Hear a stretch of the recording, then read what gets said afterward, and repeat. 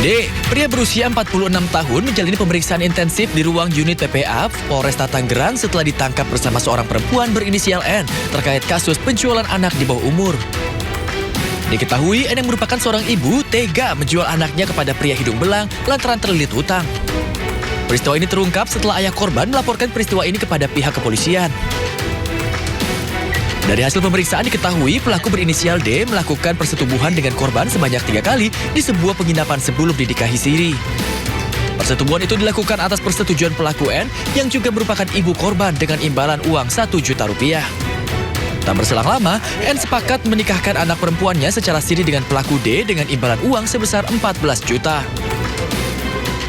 Di mana si tersangka D ini menunggu di sebuah penginapan dan dia janjian dengan ibunya korban, ibu kandung korban tentunya, dan diantar ke sana. Kemudian terjadilah peristiwa kekerasan seksual, yaitu persetubuhan terhadap anak di bawah umur terhadap korban di penginapan tersebut. Pada saat itu ibunya diberi uang 1 juta, korban diberi uang 200. Namun si korban mengatakan bahwa saya tidak mau, katanya ke penyidik ya, saya tidak mau tapi saya takut sama ibu. Saat ini pelaku berinisial D dan N yang menjual korban ditahan di Polresta Tangerang. Kedua pelaku dijerat pasal perlindungan anak dengan ancaman 15 tahun penjara. Sedangkan korban saat ini menjalani trauma healing di rumah aman milik Dinas Pemberdayaan Perempuan dan Perlindungan Anak Kabupaten Tangerang. Dari Kabupaten Tangerang, Banten, Aimar Rani, iNews melaporkan. Ya, Nata dan juga pemirsa, selanjutnya kita akan ke kasus yang tadi sudah kita bicarakan di awal tentang penganiayaan yang terjadi di Bandung, di mana setelah menjalani perawatan intensif di Rumah Sakit Hasan Sadikin, kondisi korban YTR, korban penganiayaan Taufik Hidayat ini terus membaik. Pihak Rumah Sakit Hasan Sadikin menyampaikan saat ini korban menjalani terapi duduk. Meski demikian, pihak rumah sakit masih terus berusaha untuk merawat YTR pasca mengalami kritis. Rencananya pihak rumah sakit akan mengambil langkah operasi plastik jika kondisi korban sudah membaik.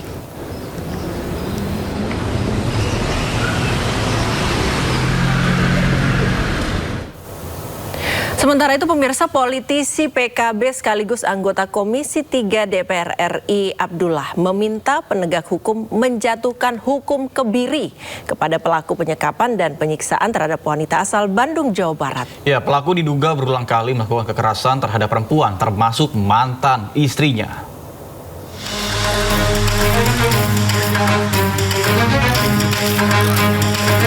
Taufik Hidayat, pelaku penyekapan dan penyiksaan sadis terhadap wanita asal Bandung berinisial YTR, menanti hukuman yang akan diterima akibat perbuatannya.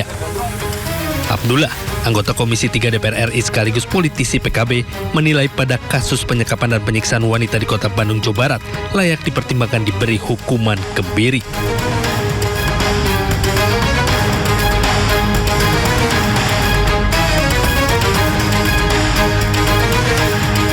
Pelaku juga diduga memiliki rekam jejak yang memiliki pola kekerasan berulang.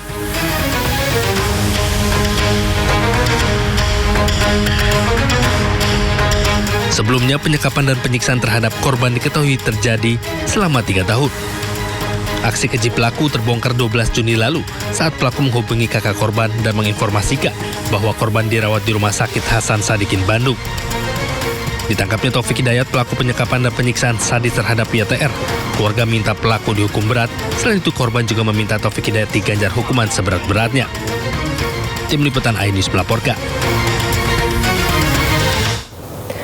Ya, Menteri Kesehatan Budi Gunadi Sadikin mengatakan akan mengawal pengobatan korban yang saat ini dirawat di Rumah Sakit Hasan Sadikin, Bandung. Ya, Budi menjanjikan rekonstruksi wajah akibat penganiayaan yang dilakukan tersangka kepada korban.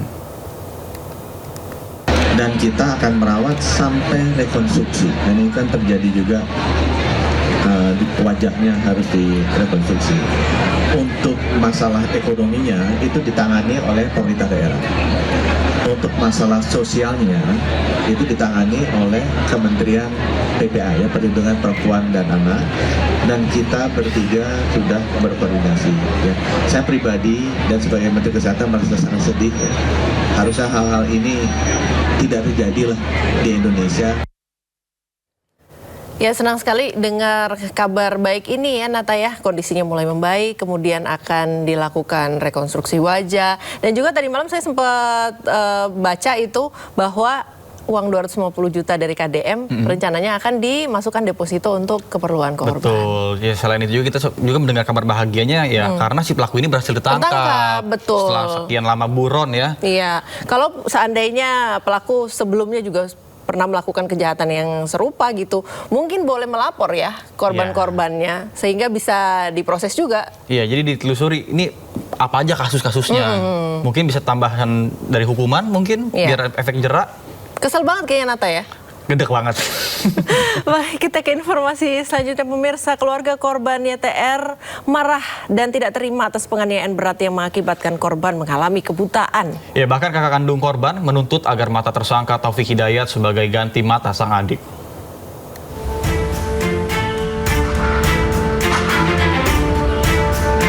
Pihak keluarga korban YTR menuntut keadilan atas penganiayaan yang dilakukan tersangka Taufik Hidayat. Akibat penganiayaan berat tersebut, korban mengalami kebutaan. Kakak kandung korban, Apip Syandi, menyatakan kemarahannya dan menuntut agar mata tersangka diambil dan diberikan kepada adiknya agar bisa kembali melihat. Harapan keluarga waktu bisa dihukum seberat-beratnya, bagaimana dia apa yang telah dilakukan sebagai anak saya dan sangat besar juga harapan saya bisa mengambil matanya untuk adik saya bisa pulih. Sementara itu, berdasarkan informasi dari keluarga korban, kondisi YTR saat ini berangsur membaik meski masih harus menjalani perawatan intensif di rumah sakit. Saat ini korban tengah menjalani terapi duduk. Meski begitu, pihak Rumah Sakit Hasan Sadikin masih terus berusaha untuk merawat korban pasca kritis. Rencananya operasi plastik akan dilakukan jika kondisi korban sudah membaik. Dari Bandung, Jawa Barat, Pilih Maulana Finkran, iNews melaporkan. Sebelum terkuaknya kasus penyiksaan oleh Taufik Hidayat, keluarga korban wanita asal Bandung pernah mencari korban dan memviralkan pelaku atas tuduhan membawa kabur korban. Ya, namun akibat viral, korban marah kepada keluarga dan juga mengaku bekerja di Jakarta. Iya, saya viralin di IG. Saya bikin captionnya tuh hilang, adik kami hilang dibawa kabur. Kami ininya dibawa kabur oleh si laki ini gitu, si foto itu laki-laki itu. Rame kan akhirnya, karena di-share-nya di grup tempat suami kerja gitu, maksudnya kan suami Gojek kan, di grup di-share di grup Gojek, di Facebook, di Instagram, rame akhirnya banyak yang nge-repost. Terus katanya kan si laki-laki ini tuh salah satu anggota Ormas. Ormas apa? Boleh disebut. Sebutin aja. PP katanya. Oh, udah sebutin aja. Salah satu anggota PP. Kebetulan Kata siapa itu?